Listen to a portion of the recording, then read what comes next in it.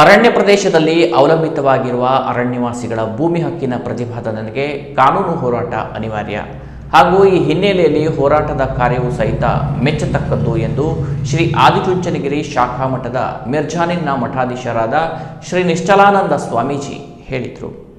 ಅರಣ್ಯ ಪ್ರದೇಶದಲ್ಲಿ ಅವಲಂಬಿತವಾಗಿರುವ ಅರಣ್ಯವಾಸಿಗಳ ಭೂಮಿ ಹಕ್ಕಿನ ಪ್ರತಿಪಾದನೆಗೆ ಕಾನೂನು ಹೋರಾಟ ಅನಿವಾರ್ಯ ಹಾಗೂ ಈ ಹಿನ್ನೆಲೆಯಲ್ಲಿ ಹೋರಾಟದ ಕಾರ್ಯವೂ ಸಹಿತ ಮೆಚ್ಚತಕ್ಕದ್ದು ಎಂದು ಆದಿಚುಂಚನಗಿರಿ ಶಾಖಾ ಮಠ ಮಿರ್ಜಾನನ್ನ ಮಠಾಧೀಶರಾದ ನಿಶ್ಚಲಾನಂದನಾಥ ಸ್ವಾಮೀಜಿ ಅವರು ಹೇಳಿದರು. ಜಿಲ್ಲಾ ಅರಣ್ಯ ಭೂಮಿ ಹಕ್ಕು ಹೋರಾಟಗಾರರ ವೇದಿಕೆಯ ನಿಯೋಗವು ಅಧ್ಯಕ್ಷ ರವೀಂದ್ರ ನಾಯ್ಕ್ ನೇತೃತ್ವದಲ್ಲಿ ಕುಮಟಾ ತಾಲೂಕಿನ ಮಿರ್ಜಾನ್ ಶಾಖಾ ಮಠದಲ್ಲಿ ಮಾರ್ಚ್ 23ರಂದು ಭೇಟಿಯಾದ ಸಂದರ್ಭದಲ್ಲಿ ತಿಳಿಸಿದರು. ಮಾನವ ಜೀವಿಗೆ ಸ್ವತಂತ್ರ ಭೂಮಿ ಹಕ್ಕು ಅನಿವಾರ್ಯ. ಈ ದಿಶೆಯಲ್ಲಿ ಸಕಾರಾತ್ಮಕ ಸ್ಪಂದನೆ ಅವಶ್ಯ. ಅರಣ್ಯವಾಸಿಗಳ ಭೂಮಿ ಹಕ್ಕಿಗೆ ಸಂಬಂಧಿಸಿ ಮಠವು ನಿಮ್ಮ ಜೊತೆ ಸ್ಪಂದಿಸಲಾಗುವುದು ಎಂದು ಅವರು ಹೇಳಿದರು.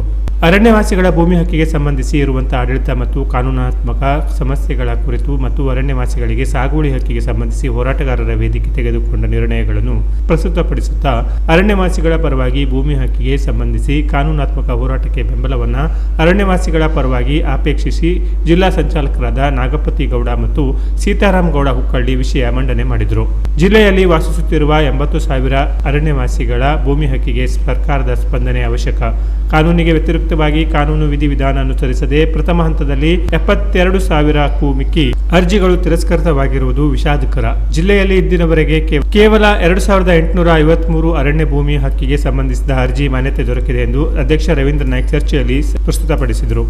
ಹರಿಹರ ನಾಯ್ಕ್ ಓಂಕಾರ, ಮಲ್ಲೇಶಿ ಬಸವಂತಪ್ಪ ಬಾಳೆಹಳ್ಳಿ, ಅರವಿಂದ ಗೌಡ ಅಂಕೋಲ, ಸೀತಾರಾಮ್ ನಾಯ್ಕ್ ಬುಗ್ರಿಬೇಲ, ನಾಗರಾಜು ಮರಾಠಿ ಕೂಡಿಗದ್ದೆ, ಗಣೇಶ್ ಚಂದಾವರ, ಲಕ್ಷ್ಮಣ್ ನಾಯ್ಕ್ ದೊಡ್ಡಳ್ಳಿ, ಶಂಕರ್ ಕೋಡಿಯಾ, ದೇವರಾಜ್ ಕ್ಯಾದಗಿ, ಬಸಪ್ಪ ಯಲ್ಲಪ್ಪ, ಬಸಾಪುರ, ಸತೀಶ್ ಚೌಡರ್ ಮುಂತಾದ ಗ್ರೀನ್ ಕಾರ್ಡ್ ಪ್ರಮುಖ ನೇತೃತ್ವದಲ್ಲಿ ಜರುಗಿತು.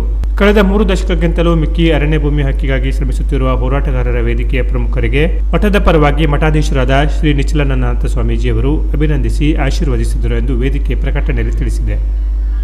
Canara plus news, Kumta.